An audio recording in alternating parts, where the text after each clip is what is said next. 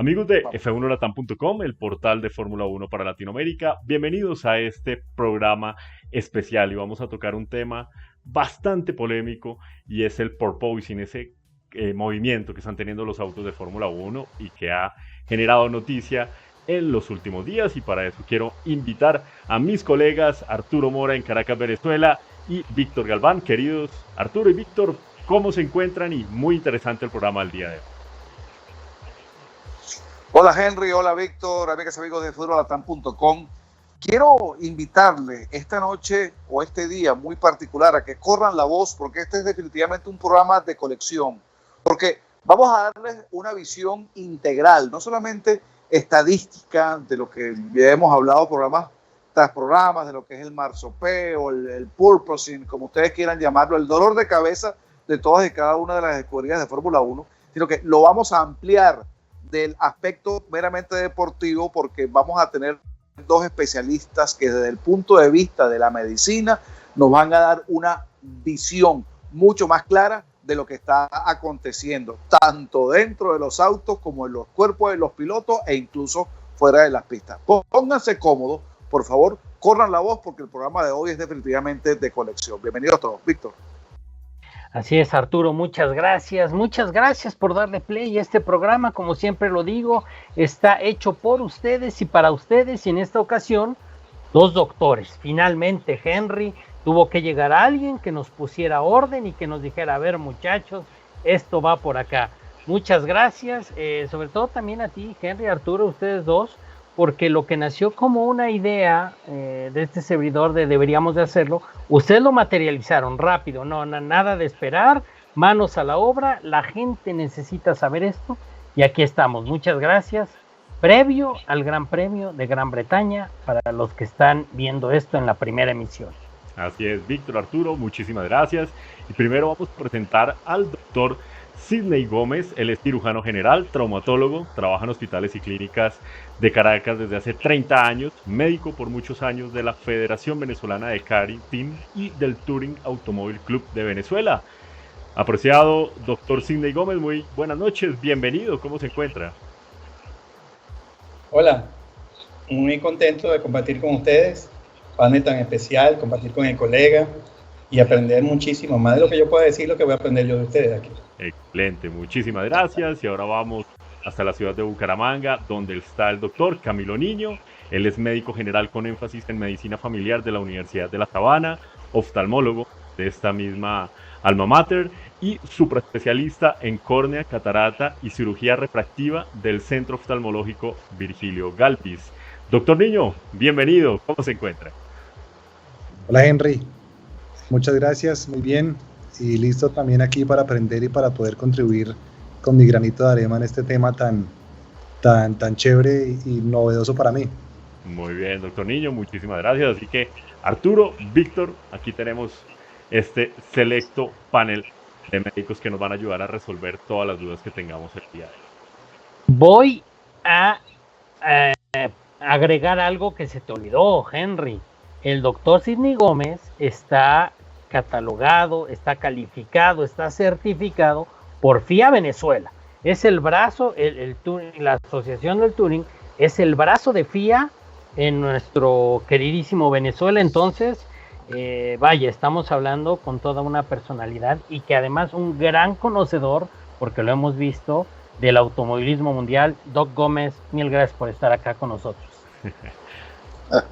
Mucha presentación para mí.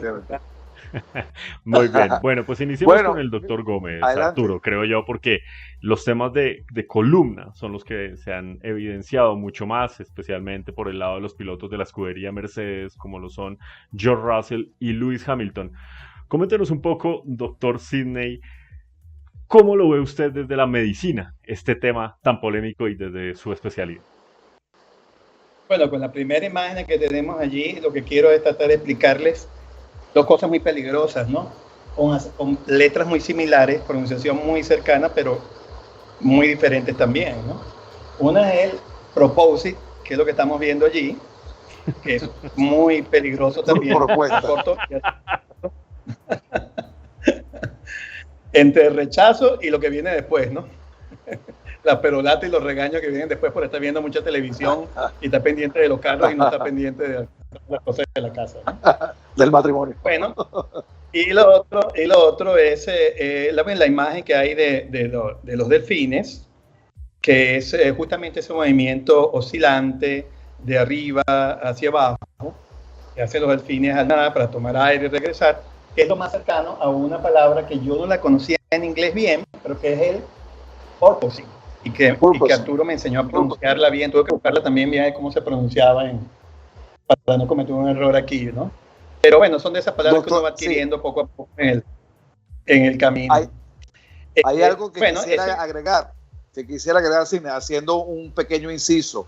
Para quienes no lo sepan, Sidney tuvo la oportunidad, que su hijo fue piloto, compitió junto a Max Verstappen en la época del karting. Hoy en día su hijo es ingeniero. Una anécdota importante que a lo largo del programa vamos a compartir.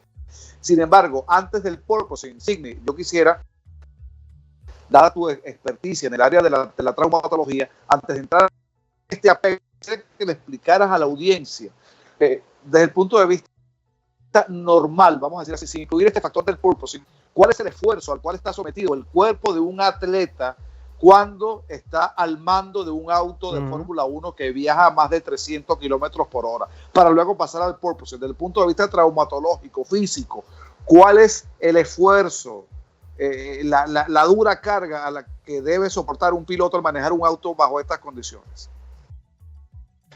Bueno, para las personas que no conocen, siempre piensan que un piloto es una persona que no hace ejercicio porque está sentado en una máquina y simplemente moviliza los brazos o los pies para acelerar o frenar, ¿no?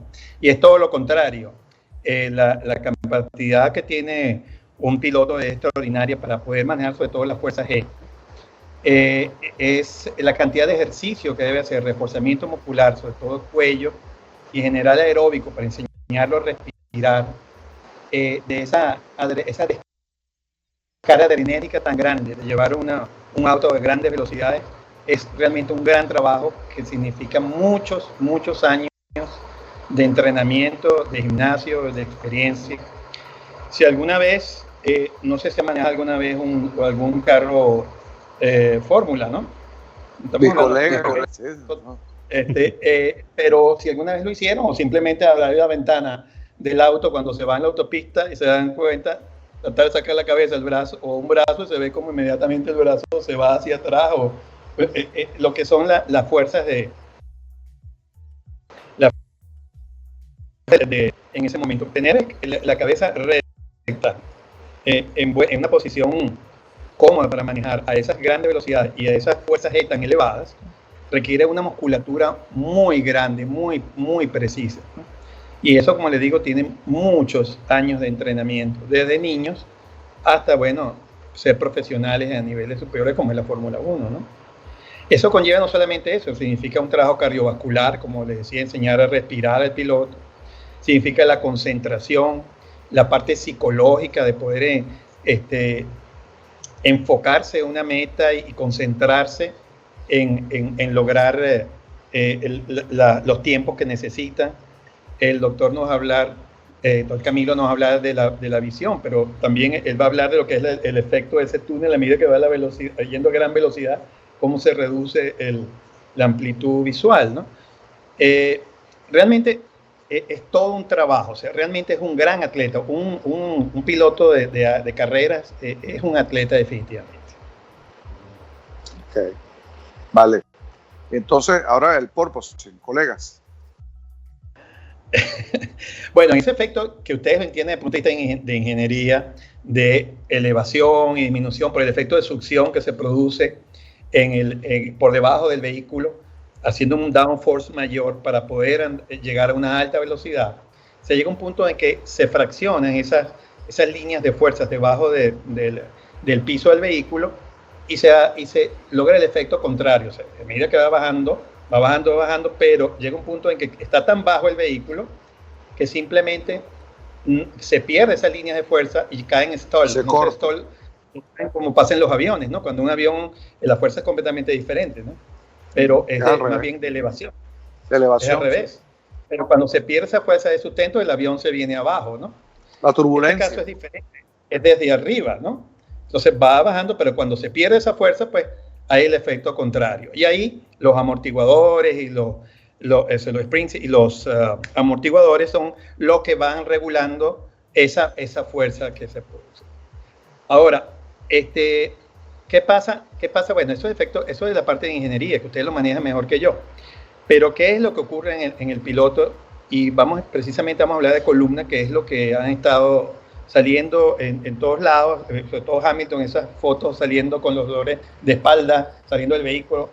Yo por cierto, eso no sé si lo puedo decir aquí, por ejemplo, eso, ahí sí hubo para mí un punto de exageración, pero no es el tema, y quizás no lo debo decir aquí tampoco, menos como representante a lo mejor de la FIA y todo esto indirectamente, porque yo no soy el principal es el Thor Burger, ¿no? Pero bueno, pero hay cosas que a lo mejor no se deben decir, entonces no quiero cometer una imprudencia. Lo que sí quiero decir, bueno, así como hay amortiguadores, en la columna también hay amortiguadores, ¿no? Y aquí tenemos un segmento y tenemos aquí que son 2 fragmentos óseos y tenemos aquí el disco. El disco no es más que un anillo fibroso con una sustancia gelatinosa, que es la parte que estás viendo enrojecida en el medio. Y funciona como un amortiguador, pues, ¿no? En la medida que va un individuo, puede ser trotando, va a hacer este movimiento, ¿no? Y eso va haciendo en el disco que vaya absorbiendo cierta energía, hasta que llega un punto donde el anillo fibroso que está alrededor no aguanta mayor presión y simplemente el contenido del mismo aflora. Esto que se llama una hernia discal, ¿no? Que puede ser central o puede ser lateral, porque cuando a una persona le duelen las 2 piernas y tiene calambres hacia las 2 piernas, pues estamos hablando que hay una compresión radicular bilateral, porque hay una hernia discal que produce compresión sobre las raíces nerviosas. Y cuando duele un solo lado, pues tenemos aquí, o duele un lado o duele el otro, derecho o el izquierdo. Doctor, bueno, ¿y esto en las vértebras se puede presentar no solamente uno, es decir, no solamente una hernia, pueden ser, al tener varias vértebras, se puede presentar esta lesión en distintas? Sí, es decir, con este accidente que tengamos una central, una lateral, otra lateral, ¿puede ser posible? Sí, al haber este movimiento, claro, este es un segmento solamente, pero las columnas son múltiples segmentos, como tienen allí en la diapositiva que tienen justamente al lado, ¿no? El lado derecho, ¿no? Uh-huh. Está la otra, por favor, si quieren la otra, está al lado. Sí. Bueno, mientras tanto. Se ve ya la de la columna. Sí. La de la columna, sí. Bueno, se va a ver que son puros segmentos, y estos segmentos, en la medida que hay este tipo de fuerzas, están ahí está, perfecto. Se ve que son como muchos pisos, es un edificio de muchos pisos, inclusive tiene curvaturas. Por cierto, eso es lo que ustedes escuchan por allí que llaman escoliosis, cuando una de esas curvas está más exagerada, o lordosis, etc. Okay. No viene el caso ahora. Pero lo que quiero decirles es que en la medida que hay mayor presión, sobre todo, por ejemplo, en la flexión, el disco va a ir hacia atrás y va a producir esto que tienen acá. Aquí tiene una hernia discal o simplemente inflamación a nivel de las raíces, que está aquí como amarillo. ¿De acuerdo? Y eso es el dolor que puede presentar o a nivel muscular o a nivel de las piernas, si es que hay un compromiso radicular, o sea, un compromiso de los nervios, una compresión sobre los nervios. Y de eso es lo que se han estado quejando los pilotos, ¿no?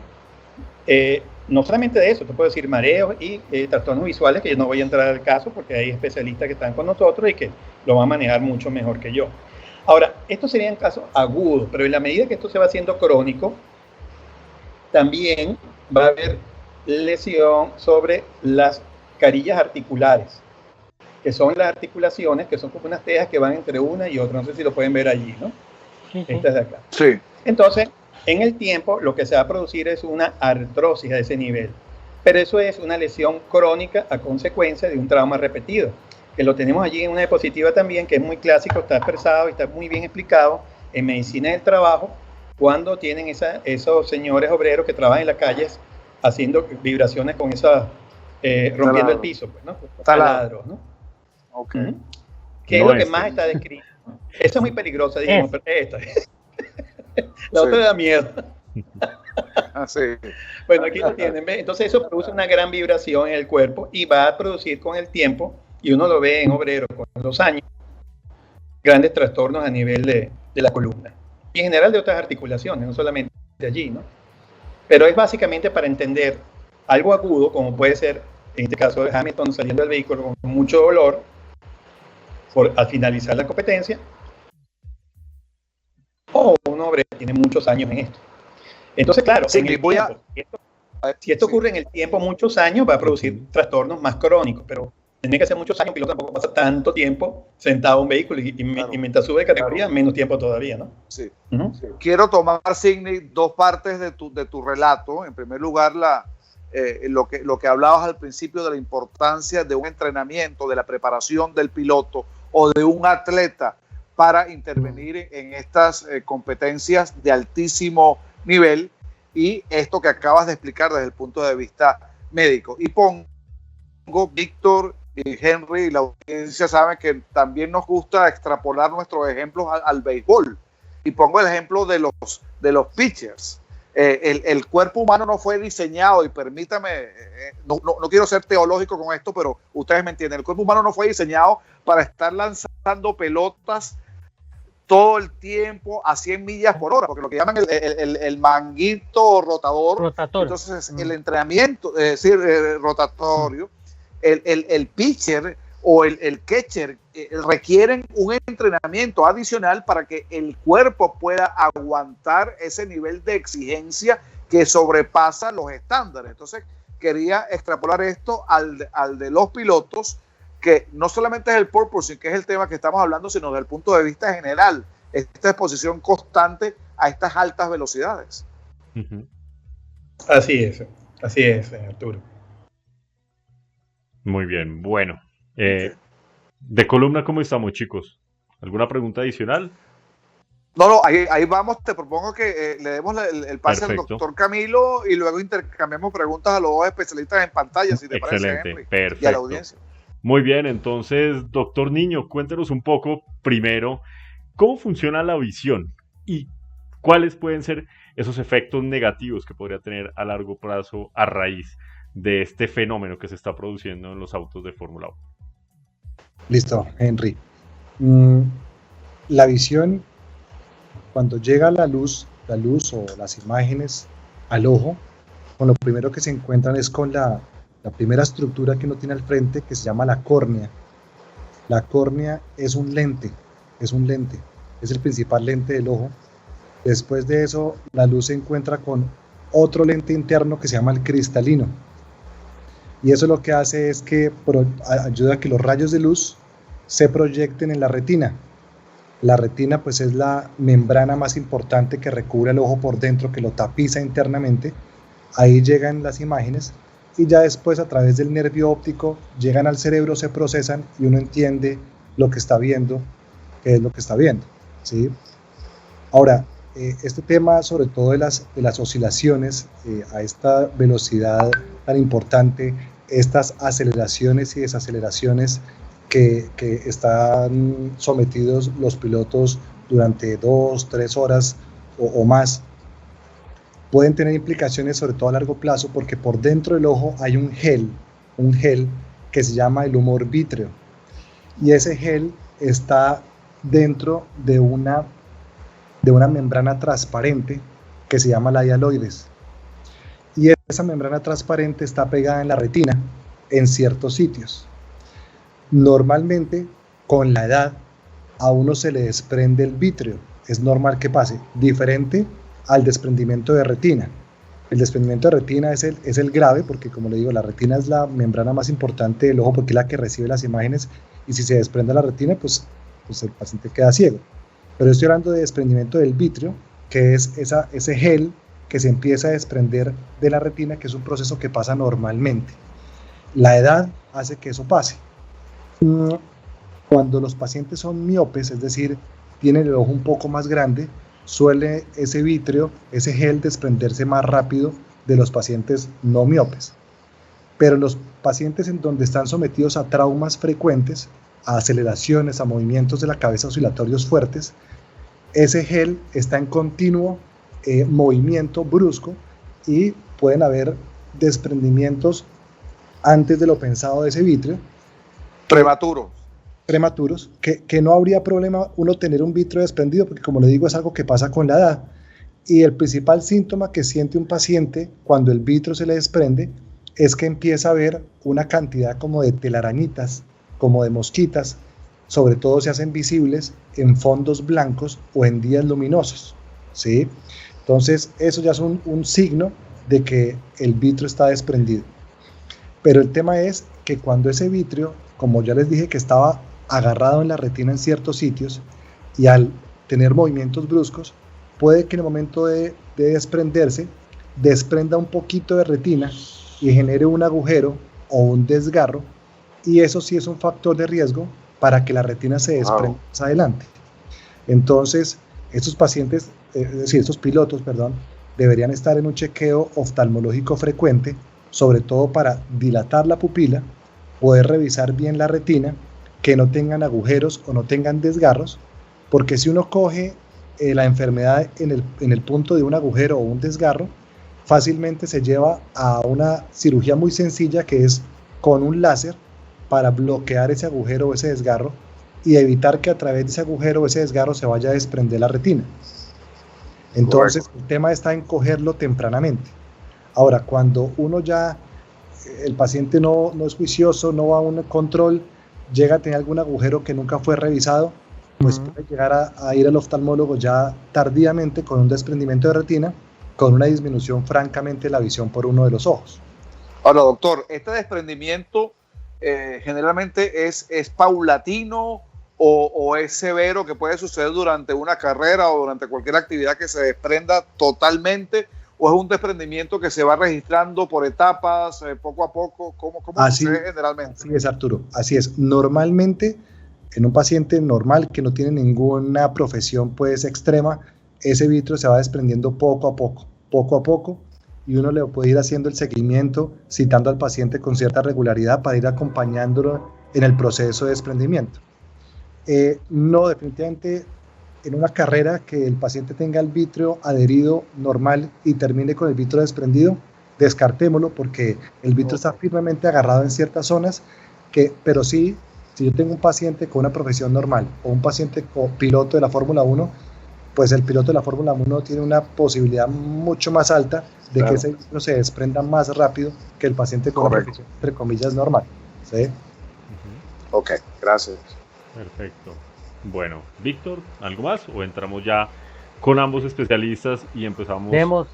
Démosle directo a nuestro caso del porpoising, o que a mí me gusta, doctores, decirlo en español, el marsopeo, que es este efecto que se da sobre todo en las embarcaciones, en todos los barcos, desde una lancha pequeña hasta el mayor, que es este movimiento que no es parejo y que rebota, y que yo digo, doctor Gómez, sí afecta a la columna de manera inmediata. Es decir, yo tengo una teoría de que a la tercera, cuarta vuelta comienza a ser molesto. No sé, usted que es el especialista, dígame si es tan inmediato o no tanto. Sí, claro, no. Inmediato, por supuesto, en el sentido de que al inflamarse la musculatura a nivel de la columna, producir dolores inmediatos, ¿no? Estamos de acuerdo. Lo que yo decía con las hernias discales o la artrosis todavía es simplemente el trauma repetido, el microtrauma se llama eso, repetido en el tiempo, ¿no? Pero sí, efectivamente, inmediato, o sea, agudo, sí habría esa inflamación alrededor de los músculos de la columna, y eso produce esos dolores lumbares que muchos de nosotros tenemos cuando simplemente nos levantamos en la mañana y nos duele la espalda, por ejemplo, ¿no? O está mucho tiempo sentado, o ver una carrera aburrida que no se acaban nunca. Y que empezamos a tener dolor y la espalda, que para así eso. Pero no, evidentemente sí hay el trauma. Estos pilotos, acuérdense que vienen del karting también inicialmente. El karting no tiene sistema de amortiguación, ¿no? O sea, que el trauma es muchísimo más fuerte, ¿no? Y a medida que van estos carros tan sofisticados, las cosas van cambiando, ¿no? Pero definitivamente sí, también son más viejos, el karting son niños, ¿no? Tienen más capacidad de absorción de energía, ¿no? A medida que pasa el tiempo, pues, se hace mucho más complejo, las velocidades también son más grandes, ¿no? ¿Y el nervio ciático puede inflamarse por esta acción de Marsopeo, producir lo que conocemos en Venezuela, por lo menos en criollo, como lumbago. No sé si internacionalmente es este término. Claro, cuando hay dolor a las piernas es que hay un compromiso radicular, ya las raíces están afectadas y por eso hay dolor hacia las piernas. Normalmente eso no ocurre, está alrededor de la región lumbar principalmente, cervical también, por supuesto, pero lumbar, que estamos conversando ahora porque es lo que se han visto que se han quejado algunos pilotos, y se concentra en esa zona, pero en la medida que esto sea algo crónico, que vaya a romperse el disco, como decía, el anillo fibroso, hay una hernia discal y eso, o la inflamación a veces es tan potente, la contractura muscular reactiva que hay, que puede producir una pseudocompresión de los nervios y se produce dolor hacia las piernas también, ¿no? Doctor Gómez, en el Gran Premio de Azerbaiyán, Lewis Hamilton se bajó bastante dolorido. Sí. Pero 8 días después viajó a Canadá, metió en el mismo auto, obviamente son condiciones totalmente diferentes, y nada pasó. Sí, las pistas son distintas. Exactamente, pero digamos que si tuviera este dolor en Azerbaiyán y 8 días después, puede existir, digamos que ese dolor haya bajado progresivamente, drásticamente. Bueno, hay unos puntos a discutir al respecto, ¿no? Mi opinión muy personal es la que te voy a decir, pero originalmente estamos viendo que, bueno, son dos pilotos, está Russell. Recuerda, lástima que la foto las borré porque las puse en un chat que tenemos así de aficionados, ¿no? Pero el chat era la fotografía que yo la tomé directamente de la pantalla, bajándose del vehículo con la mano atrás, y ese sufrimiento y caminando así, que uno conoce a los pacientes y sabe que ahí hay un poquito más de lo que realmente está diciendo. Y Russell con el vaso de agua, tomando con los demás, muy tranquilo en la zona ya de premiación. Sí. Entonces, claro, uno es más joven, el otro no, pero igualmente los dos tienen un trabajo muscular muy grande, ¿no? Tienen sus entrenadores, ¿no? Entrenadores físicos y todo esto. Ahora, eso que tú dices, bueno, las pistas son muy diferentes. Precisamente hablaban que iba a ser mucho menos el movimiento oscilatorio en Montreal, como dicen ellos. En el es de los míos, Doc. ¿Eh? Es de los míos. Montreal. Bueno, debe ser muy diferente, pero se llegó a decir inclusive, no sé, ustedes están siempre más al tanto, porque son periodistas, están hurgando siempre las cosas, uno es fanático que busca, pero ustedes son mucho más acuciosos que uno. Se llegó a decir que a lo mejor no corría allá, ¿no? Porque los dolores eran muy grandes, ¿no? Y evidentemente pues eso no ocurrió, es para crear expectativas, no. Yo pienso sinceramente que hay un poquito de teatro. O presión porque finalmente sí les molesta, ¿no? Él no está rindiendo. Mira, fíjate, independientemente de la parte física, yo lo que he aprendido a lo largo de todo esto y lo que veo en los pacientes con deportistas, que veo muchos, es la parte psicológica, ¿no? Y a mí me llama mucho la atención la parte psíquica en los atletas, ¿no? Y aunque no puedo llegar a hablar con profundidad porque no es mi área, pero sí observo mucho eso del comportamiento y lo que no se dice, pero que se ve en las imágenes, ¿no? Eso que ustedes mismos, los periodistas, son tan acuciosos en ver las imágenes y saber qué hay detrás de el lenguaje corporal. El lenguaje corporal, gracias. Y lo que ustedes llaman leer entre líneas, ¿no? Entonces, él está, bueno, evidentemente los resultados no eran, salvo la última competencia, pero siempre Russell ha estado adelante, ¿no? Entonces, Russell es un muchacho, un tipo joven, recién en la escudería, y aunque un piloto, bueno, vamos a mencionar a Checo ahí, Víctor, yo que soy gran fanático de Checo y Howard, los latinos, pues. Bueno, en este caso, pues bueno, definitivamente hay pilotos que se adaptan mejor al carro, pues, y simplemente se dice que Checo se ha adaptado mucho mejor que el mismo Verstappen, con todo lo grande que puede ser Verstappen, pero Checo se ha adaptado mejor al vehículo y por eso ha tenido resultados tan buenos que ha tenido, ¿no? En el caso de Russell es igual, se considera que se ha adaptado mucho más al vehículo. Entonces toda esa presión que está hablando Henry, es lo que quizás, bueno, haya pasado, hayan ocurrido tantas cosas, no solamente esa del dolor, sino muchas otras que vemos, ¿no? Extravagancias, cosas que vemos en él, ¿no? O me retiro, o me voy, o sea. Sí. Ahora, Doctor, en esto perdón, nos lleva... Arturo. No, perdón, Víctor. Disculpa. Esto nos lleva, digamos, a trazar, doctor Niño, doctor Gómez, un panorama general que está lleno de matices. Sí, yo diría que un extremo está el teatro, estilo Neymar, ya para trasladar también al fútbol, del deporte tal vez favorito en Colombia, a una de las de Neymar. Sí, un teatro que por todo se caía, pero si uno va al otro extremo, tampoco puede decir que en el fútbol es un deporte color rosa donde no hay puntapiés, no hay patadas, no hay riesgo, y lo mismo apunta hacia la Fórmula 1.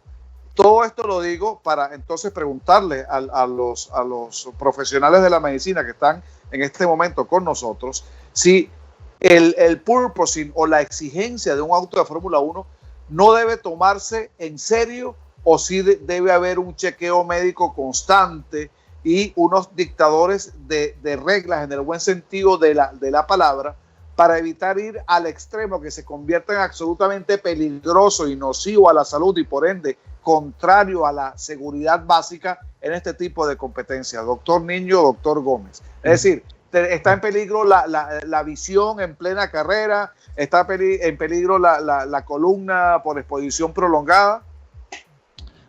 Sí, gracias. Definitivamente, por la parte oftalmológica, sí es un deporte que requiere unas valoraciones diferentes a un deporte no traumático, digámoslo así. Esos pacientes, estos pilotos, sí requieren por lo menos,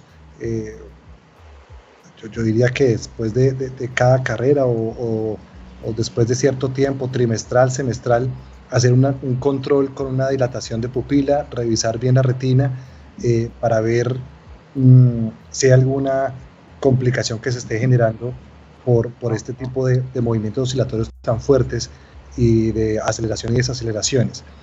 Y yo diría, por ejemplo, hay pacientes que tienen más riesgo de que se desprenda la retina, que es como el tema principal a nivel oftalmológico, y es los pacientes miopes. Entonces, si hay un piloto que desde antes se sabe que tiene miopía, es decir, tiene el ojo un poco más largo, suelen ser retinas más débiles. Entonces, en ellos, yo diría, hay que tener una precaución especial, hay que plantearles unos controles periódicos para revisar su retina después de algún accidente, algún trauma que es muy común que lo tengan en la carrera. Deben de ir también a un chequeo oftalmológico, porque sí es un deporte de alta exigencia, sobre todo a nivel visual y de los órganos internos más importantes como la retina. Entonces, para mí sí es algo, ahí sí el teatro o el Neymar no cabría, porque realmente es algo que el ojo está expuesto, es algo real, es algo medible, y que sí tienen más riesgo que una profesión normal de desarrollar complicaciones. Por lo tanto, sí requerirían unos controles diferentes a otro tipo de profesiones. Bueno, fíjate, hemos hablado, ojos, columna, pero hay otros órganos bien importantes que no hemos hablado. Aparte está, por ejemplo, que el cerebro también tiene dentro de una caja que es el cráneo, que es rígido y está flotando normalmente allí. Y en ese movimiento también hay oscilaciones de esa masa encefálica dentro del cráneo. Eso por un lado. Y por otro lado, a nivel de los oídos, están los canales semicirculares que todos estudiamos en el colegio. ¿Te acuerdas qué significa cuando hay esas vibraciones, esos movimientos? También puede producir un mareo. Y eso es gravísimo en el sentido de que una competencia a una velocidad tan grande donde pueda en algún momento perderse la conciencia en muy poco tiempo, bueno, puede haber un accidente gravísimo, ¿no? Claro. Doctor Gómez, y eso puede ocurrir así. George Russell, que lo mencionaba hace unos instantes, le hizo un llamado directo a la FIA. No vamos a aguantar 4 años de esto. Esa fue su oración, su enunciado, su tesis directa. FIA, no vamos a aguantar 4 años, podemos aguantar un par de carreras, podemos aguantar toda la temporada, que es de 22 competencias, pero no vamos a aguantar 4 años de esto. ¿Tiene razón, doctor Gómez? Con estas circunstancias, ¿tiene razón? Sí, pues estamos hablando de los efectos agudos, igual que el doctor Camilo te habló de los efectos agudos y los efectos con el tiempo, crónicos, ¿no? Y en la medida que pase el tiempo, todas estas cosas se van a agravar, ¿no? Sí, no, todo de razón. Claro, lo que he leído al respecto es que, que no todos los equipos quieren que se trabaje sobre eso porque dicen, bueno, pero hay equipos que ya tienen tiempo, que lograron controlar un poco más el efecto, ¿no? O tienen cierta ventaja competitiva, entonces no la quieren ceder. Sí. Claro, es que esa es la otra parte del pastel. Hay equipos que han trabajado mejor el efecto. Y sí, cómo no, hay una parte interesantísima y de la destreza ingenieril de cada equipo ante este reto. Definitivamente es así y hay que quitarse el sombrero con quienes lo lograron, ¿no? Sí, pero también hay un riesgo por los atletas. De exposición. Bueno, como decía uno de ellos, no sé si fue el mismo Russell, que hasta el momento que hay una desgracia, ¿no? Entonces, hemos debido haberlo hecho. Sí. Una pregunta para el doctor Niño. Doctor, se quejan también los pilotos de que tienen esto es totalmente en lo visual, cuando se acercan a una curva, ellos marcan un punto de referencia para iniciar su frenado. Doctor Sidney en el kartismo lo conoce más, pero me gustaría su opinión. Y entonces de repente ven una mancha de aceite en la pista, un árbol, un poste, se les colocan conos en algunas pistas. Entonces ven la marca e inician su frenado y de esa manera pueden dar vuelta a derecha e izquierda. ¿Se puede perder este punto por el marsopeo? Este marsopeo puede llevar a que se pierda esta relación visual de esa marca que yo tenía, un cono, llamémosle, no voy a 300 kilómetros por hora, cuando paso por el cono, veo el cono, inicio desaceleración. Es probable que se vea afectado cuando mi movimiento ya no es únicamente en un eje, sino también ya involucra el marsopeo. El cerebro tendría que trabajar más ahí, doctor Niño.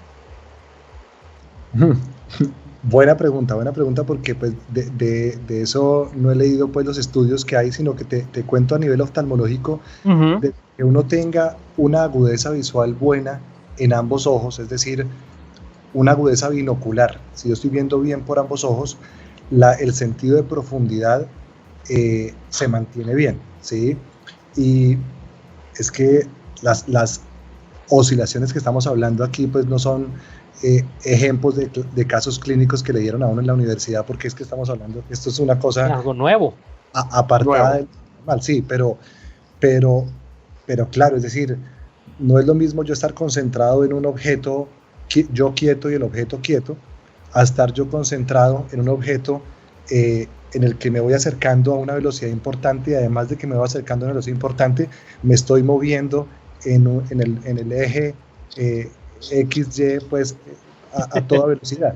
Entonces, claro que eso puede afectar un poco la percepción de en dónde está el objetivo. Perfectamente podría hacerse. Sí, eso puede ser posible. Okay.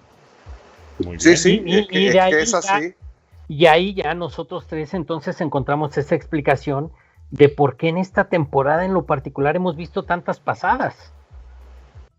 Lo habíamos comentado, Henry, Arturo, en esta temporada en lo particular hemos visto mayor pasada al llegar a las curvas en años anteriores, ¿no? Sin duda, es un gran esfuerzo que tienen que hacer, aparte de controlar unos autos totalmente nuevos, una aerodinámica distinta a la que venían manejando años anteriores, pues se agrega este efecto, este porpoising que, bueno, tantos dolores de cabeza le está generando a los pilotos. Chicos, no sé si tengan alguna otra duda, si no, vamos cerrando este programa al día de hoy. Arturo, Víctor. Bueno, esto es para hacer 50 programas, porque esta generosidad de tamaños profesionales de la medicina, como tenemos en esta ocasión, da para mucho y en beneficio de la audiencia. Entonces, creo que una de las cosas que arroja a conclusión doctores Gómez y Niño, es que definitivamente para ser atleta de alta competencia, ser atleta piloto de Fórmula 1, hay que contar con un entrenamiento súper especial, súper riguroso para tener un rendimiento que por una parte pueda garantizar un desempeño óptimo, no solamente en los resultados, en los segundos, en las décimas, en las milésimas, sino que haya un comportamiento óptimo para que no exista desvanecimiento o inferioridad de condiciones, o que los esfuerzos a los cuales están sometidos logre superar las capacidades reales del piloto en ese momento y pueda suceder un accidente por incapacidad física del piloto, por no poder controlar un tamaño o un riesgo de ese tamaño.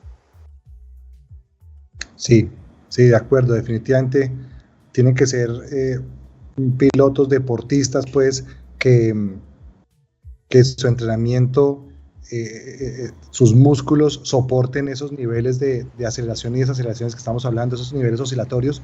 El tema de los ojos es que no hay un músculo que ejercitar, ¿sí? Yo no me puedo entrenar bien de los ojos porque me la paso mirando para un lado y para el otro, y entonces ya tengo la visión cada vez, no.